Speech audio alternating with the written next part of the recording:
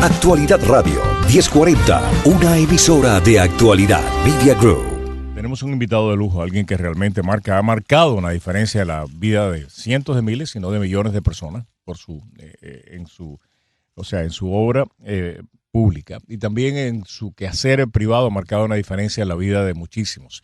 El debate está dado y lamentablemente está dado por las circunstancias equivocadas. El gobernador del estado está tomando una posición realmente dura, crítica, contra aquellos que se han dedicado, no desde ahora, sino desde hace muchísimo tiempo, a proteger a aquellos que son los más difíciles de proteger, los niños, ¿no? Y alguien está mediando en esa discusión. El arzobispo de Miami, Tomás Wensky, nos acompaña a esta hora de la mañana. Monseñor, buenos días. Gracias por estar con nosotros. Buenos días.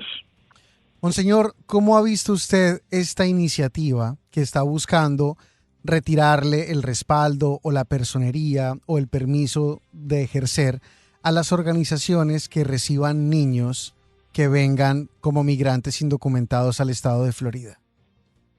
Es muy lamentable y también equivocada.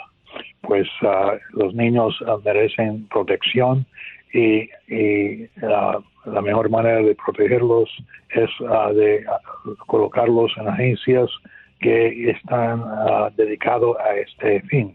Y Catholic Charities, las caridades católicas de la arquidiócesis, estaba brindando esta ayuda a los niños no acompañados por los últimos 60 años, desde el tiempo de la operación Pedro Pan.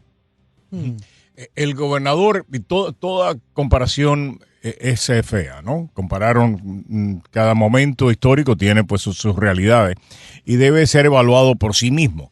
Pero sin lugar a duda la comparación de que usted acaba, lo que usted acaba de señalar, que desde Pedro Pan, Caridades Católicas se viene ocupando de niños desamparados, no solamente cubanos, sino de todas partes del mundo, es justa y necesaria hacerla. Cuando el gobernador escucha esa comparación, dice de que los que están comparando lo que sucedió cuando Pedro Pan y la acción que tomó Caridades Católicas para protegerlo con lo que está sucediendo ahora es total y completamente equivocado, y que las personas que están haciendo eso, básicamente dice él, no lo cito textualmente, pero no saben lo que están hablando.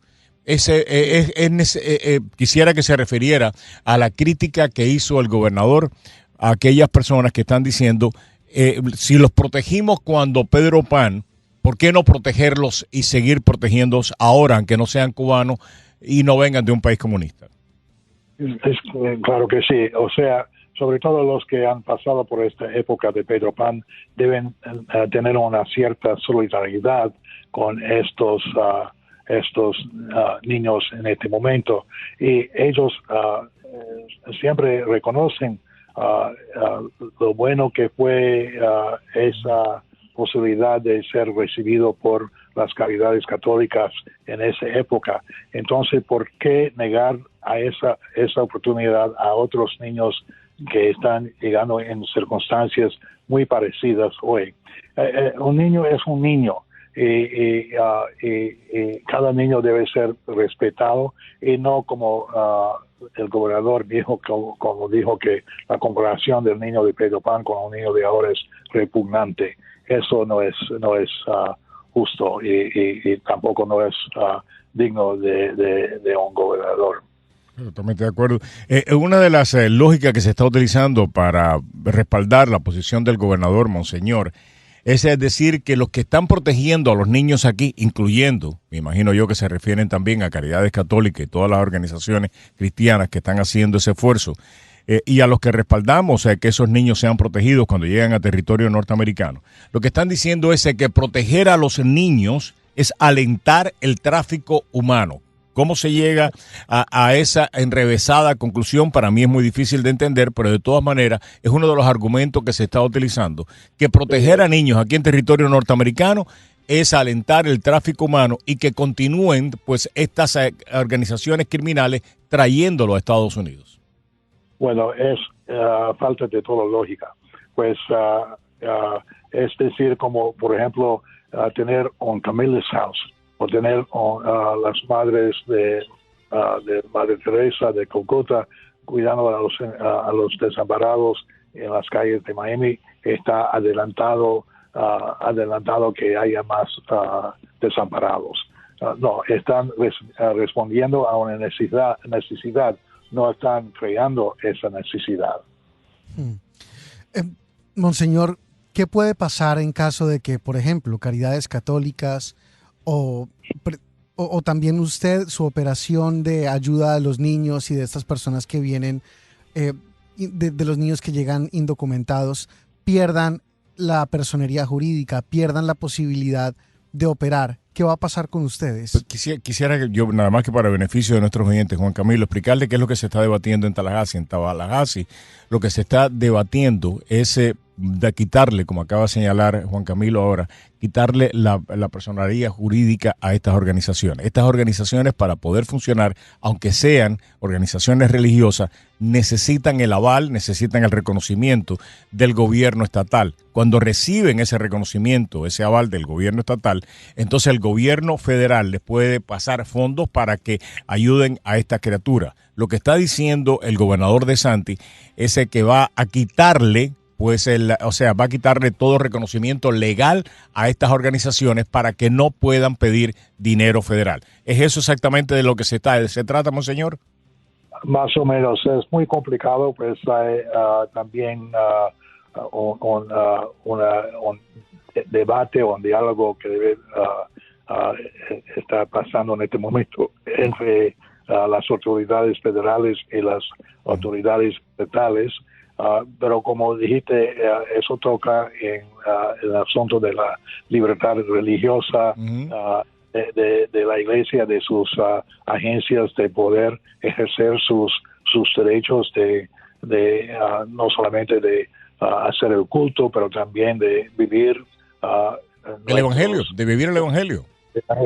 Pero también lo que está prometiendo el gobernador tiene recuperaciones aún más allá de los niños, pues puede afectar a los venezolanos, a los cubanos, a los nicaragüenses y otros que están llegando a este país por medio de la frontera abajo del farol del gobierno federal. Entonces el gobernador también quiere,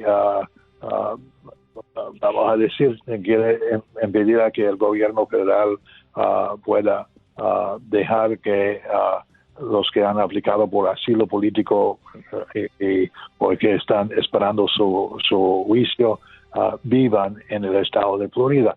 Y aquí muchas de esas personas tienen familiares aquí que pueden hospedarlos y darles un lugar para vivir hasta que puedan tener su día en el juicio, por decirlo así. Entonces, yo creo que esto es casi un teatro político que están usando los inmigrantes otra vez como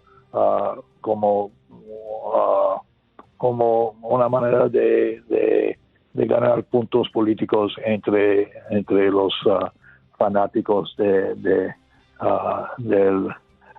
un partido o de otro partido. Pero, monseñor, yo estaba viendo también el evento del que hablábamos hace un rato, y en ese evento, en la rueda de prensa en la que estuvo el gobernador, les distribuyeron a los asistentes un volante, un panfleto, que decía, dentro de otras cosas, que aproximadamente 75% de los niños indocumentados no acompañados que entran durante la frontera o que están entrando son entre 15 y 17 años y 2/3 partes son varones, son hombres. Su experiencia es esa. Vamos a decirlo así. Cuando el senador Mel Martínez llegó a este país como niño no acompañado en el programa de Pedro Pan, tenía como 16 años.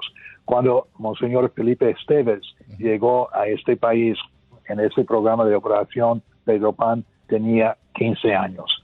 Entonces, ¿y qué? Si hay adolescentes que están llegando, fueron adolescentes en aquel entonces también. Pero lo hacen precisamente, Monseñor, al parecer como una forma de decir, estos no son realmente niños como ustedes se los imaginan. No es que sean niños pequeñitos que vienen y no tienen a su mamá, sino son muchachones de 16 y 17 años. Esa es la intención de ese volante, al menos en apariencia. Sí, pero mira, yo he celebrado misa con los niños en nuestra agencia de Catholic Charities. También he celebrado misas con los jóvenes que habían en la base de Homestead hace un par de años.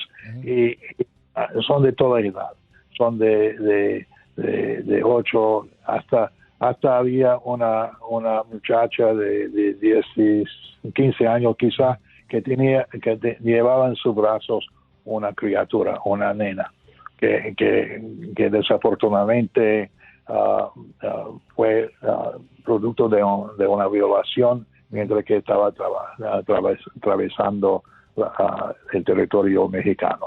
Entonces, hay desde unos meses hasta 17 años, y cuando uno cumple 18 años, van a encontrarlos en Chrome o en otros centros de detención. Yo creo que es importante señalar también que estos niños que están llegando a la Florida, y según el gobernador, de noche y escondido, no es así. Y estos viajes se han dado históricamente a través de los años por diferentes administraciones, republicanas y demócratas. Pero estos niños no vienen y los tiran acá para ver quién los va a atender. Estos niños que están llegando, menores de edad, que están llegando al estado de la Florida, vienen para reunificación familiar, a reunificarse con familiares que tienen en la Florida. Y su estancia en estas organizaciones pues religiosas o no lucrativas que se encargan de cuidarlo, protegerlo y arroparlo es solamente temporal hasta que logran identificar que la familia que los está reclamando o que está diciendo de que son familiares de ellos, realmente son familiares, realmente tienen la capacidad de cuidarlo y para evitar lo que algunos temen que es el tráfico humano. Pero no es que vengan y los tiren aquí, vienen a reunificación familiar y y lo importante de que estén en estos centros durante un tiempo es que estos centros se encargan de establecer que inequívocamente son familiares y que estos niños van a ir a un lugar seguro. ¿Es así o no es así, monseñor? Exactamente, y casi 80% de estos niños tienen parientes residentes aquí en la Florida.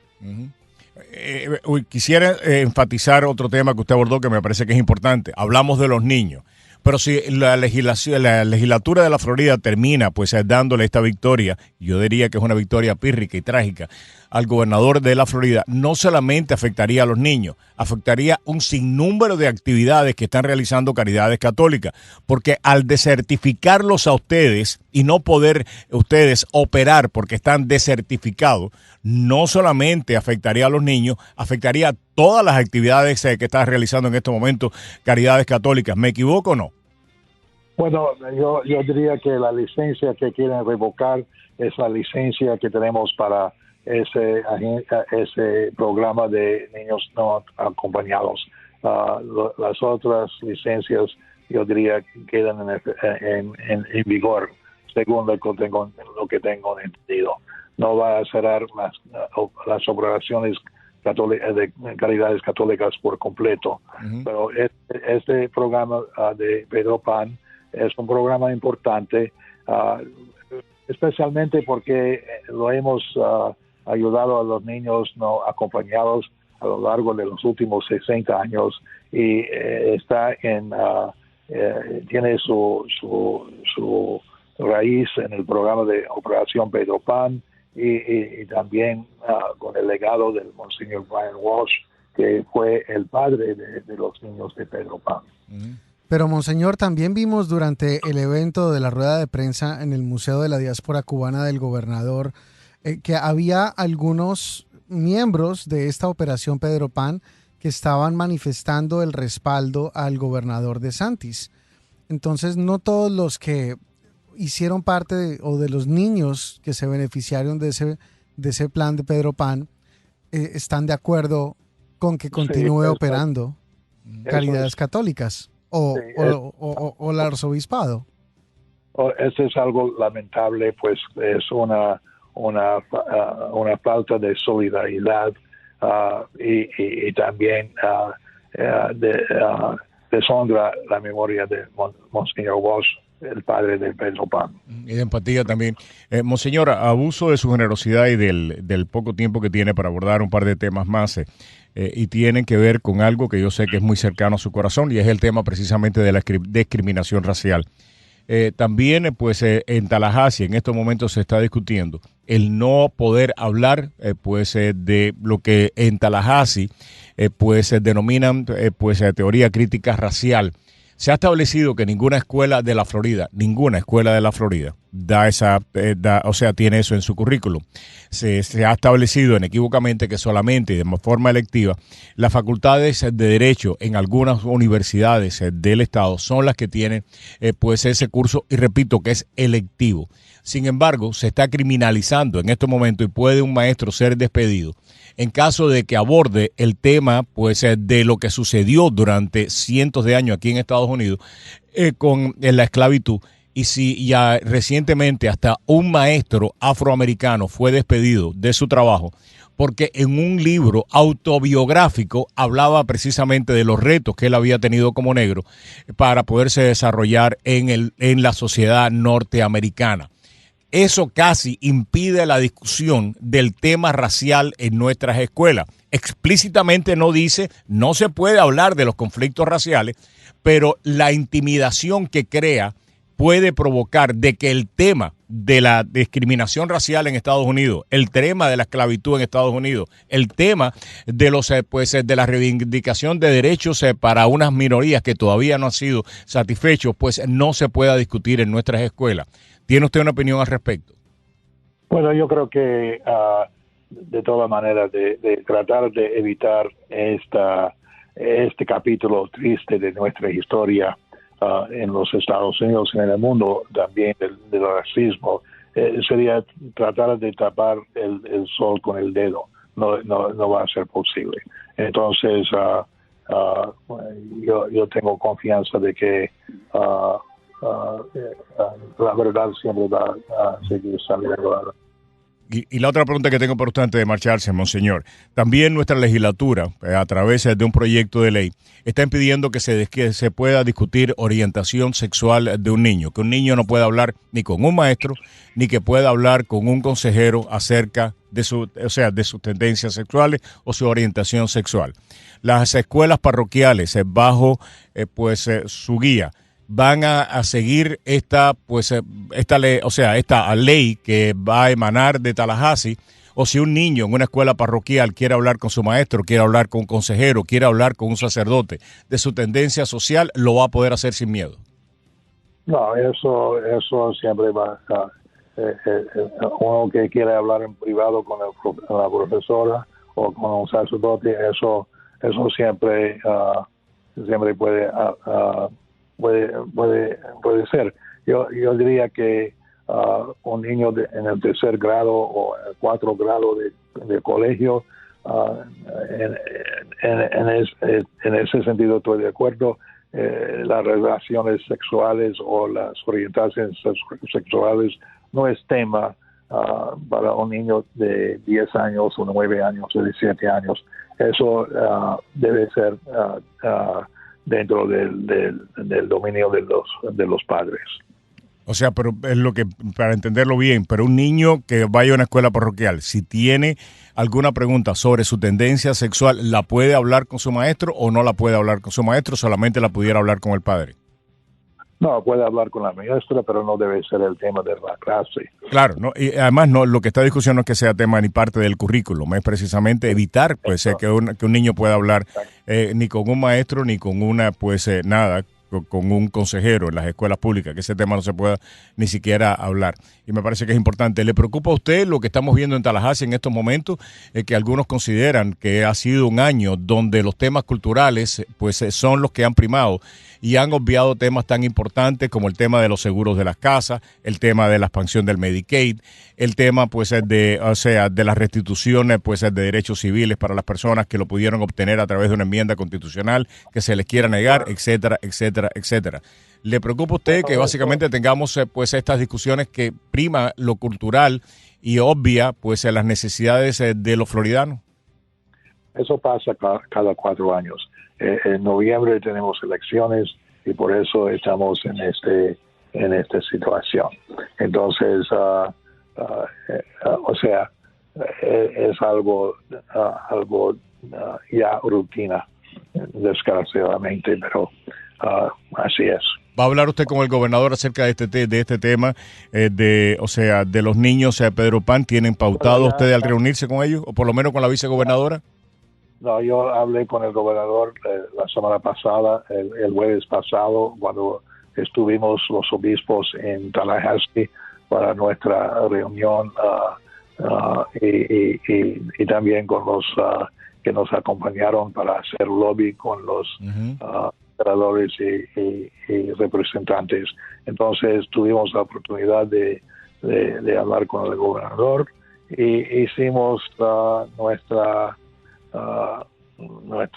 posición clara y a lo mejor salimos en desacuerdo, pero estoy siempre abierto, dispuesto a hablar con él otra vez y yo creo que debe haber una solución que puede satisfacer a todo el mundo.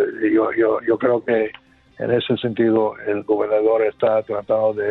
de hacer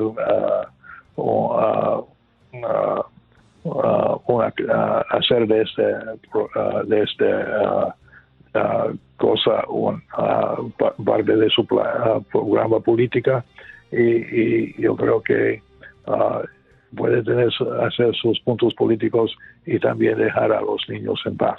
Ojalá que sí, y ojalá que tú no utilices ese tipo de adjetivo para aquellas personas que sienten de que un niño, que no importa que venga de un país comunista o que venga perseguido por las maras, si necesita ayuda y que no piensa que ese pues repugnante hacer. Están llegando cada día más personas de Nicaragua.